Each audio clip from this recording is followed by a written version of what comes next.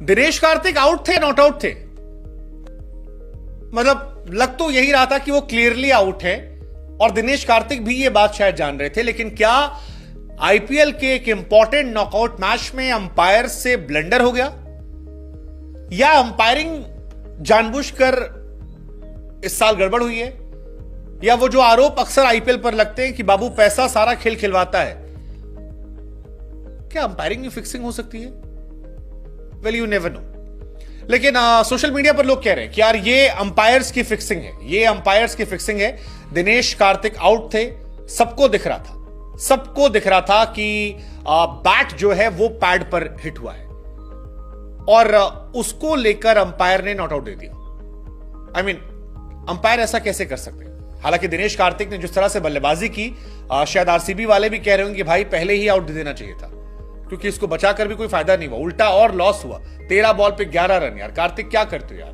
मतलब बड़े स्टेज पर, बड़े मौके पर तुमने जो पारी खेली है यार, वो बर्बाद वाली पारी। और यार बड़े मैच में चोकर बनना, it's very bad thing. I mean, अब इंपॉर्टेंट मैच है यार, डू और डाई मैच है, इज्जत बचाने वाला मैच है, ख्वाबों को पूरा करने वाला मैच है। उस मैच में 13 बॉल पे 11 रन, लाइक सीरियसली?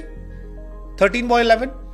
लेकिन 13 बॉल 11 से पहले की कहानी जो है वो है उस आउट या नॉट आउट की, उस सवाल की जिसमें यह कहा जा रहा है कि अंपायरिंग में भी बेईमानी हो सकती है। और हम सब जानते हैं कि आईपीएल में पैसे का खेल कितना बड़ा होता है। 2 टीमों को 2 साल के लिए बैन किया गया था, यही सब पैसा, हिसाब किताब, दाएं बाएं, अंदर बाहर, और अंपायर भी तो इंसान ही है।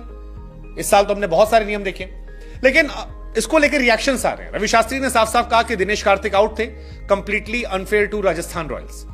अंपायर्स को 4-5 बार चेक करना चाहिए था फैसला देने से पहले, और ये गलत है। कई लोगों ने कहा कि ये क्लियर फिक्सिंग है अंपायर की। कार्तिक आउट था, कार्तिक का बैट पैड पे हुआ था, अंपायर नॉट आउट दिया, ये गलत तरीका है। कईयों ने कहा कि यार कार्तिक जो हैं वो एक चोकर प्लेयर हैं जो टफ सिचुएशन में पैनिक कर जाते हैं और इस तरह से हरकत कर रहे हैं। वसीम जाफर का यह मानना था कि बैट जो है पैड पर था और कार्तिक भी थोड़ा हिचकिचा रहे थे रिव्यू लेने से पहले। कार्तिक जानते थे वो आउट है, बस उन्होंने एक तरह से अपनी कोशिश की और अंपायर ने उनकी फेवर में फैसला दे दिया। But I think this is quite wrong. I mean, just imagine अगर कार्तिक चल जाते और आरसीबी 200-225 पहुंच जाती। कार्तिक में पोटेंशियल तो है, इसमें कोई दो राय नहीं है, और आप इतने इंपॉर्टेंट मैच में एक बड़े प्लेयर को अगर इस तरह से नॉट आउट कर दे रहे हो तो फिर ये थोड़ा सा हैरान करने वाला है। बहुत सारे लोग कह रहे हैं कि अंपायर्स को चेक करना चाहिए था 4-5 बार कि ये क्या कहानी है। केविन पीटरसन ने कहा कि अंपायर ने यहां पर गलती की है और ये बहुत बहुत बहुत बड़ी गलती है। कई और भी कमेंटेटर्स ने कहा कि यार ये शॉकिंग फैसला है।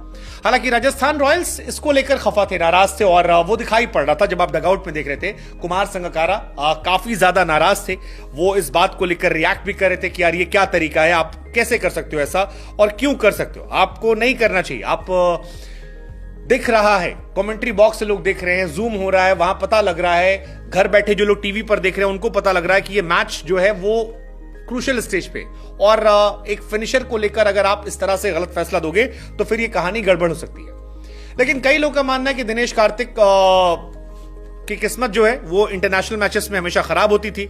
आज शायद उन्हें किस्मत उनका साथ दे रही थी, इस वजह से वो बच गए। कईयों ने कहा कि यार इतने बड़े मैचेस में इत्तेफाक नहीं होता है। कई लोग कहे कि यार जूम करके भी देख लो भाई, यार कहीं भी बॉल जो है वो नहीं लगी बैट पे और ऐसे में आउट देना, ये सारी कहानी जो है थोड़ी हैरान करती है। बट आरसीबी आज डिसअपॉइंट है अपने आप से, लेकिन इस डिसअपॉइंटमेंट के बीच में ये फिक्सिंग वाला सवाल थोड़ा क्रूशियल हो गया।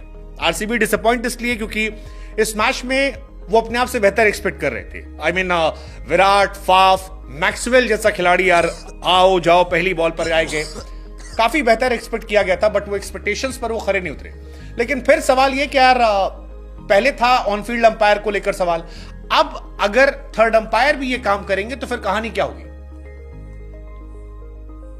आई मीन, ये क्या होगी? ये बहुत सारी बातें हैं जो उठ रही हैं। ये भी कहा गया कि अगर बैट बॉल को लगी थी तो फिर गवास्कर साहब ने कहा कि कार्तिक जो है वो भाग जाते, नॉन स्ट्राइक पर आते।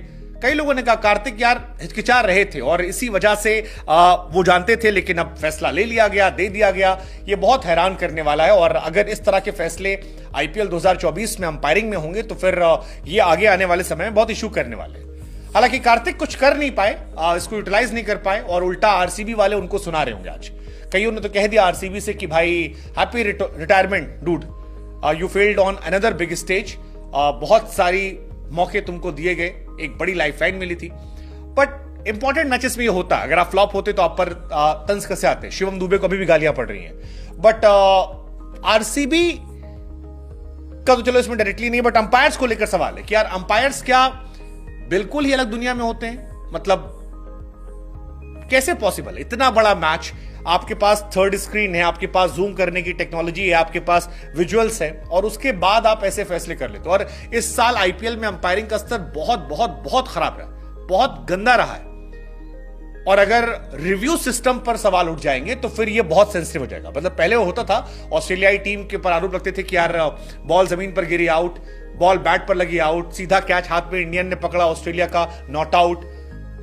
इन्हीं सबको देखकर डीआरएस लाया गया था, और अगर अब डीआरएस पर, रिव्यू पर ये लांछन लगेंगे या आरोप लगेंगे तो फिर कहानी बहुत सेंसिटिव हो जाएगी। क्या अंपायरिंग में फिक्सिंग होती है? Never. Let's just see what's your take, please do comment.